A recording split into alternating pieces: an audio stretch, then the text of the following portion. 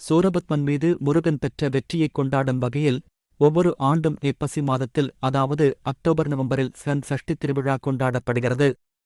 இந்த காலகட்டத்தில் பக்தர்கள் கோவிலுக்கு வந்து 6 நாட்கள் தங்கி கடுமையான தவம் செய்கிறார்கள்.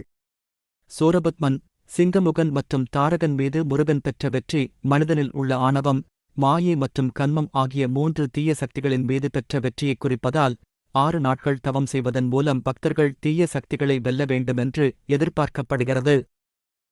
சஷ்டி திருவிழா முருகன் 6 நாட்கள் நடத்திய போருக்கு ஒத்திருக்கிறது.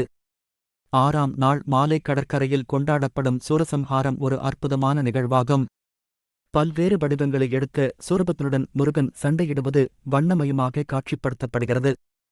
சூரசம்ஹாரம் எனப்படும் இந்த திருவிழாவை தரிசிக்க ஏராளமான மக்கள் வருகிறார்கள். அடுத்த நாள் திருக்கல்யாண விழா நடைபெறும்.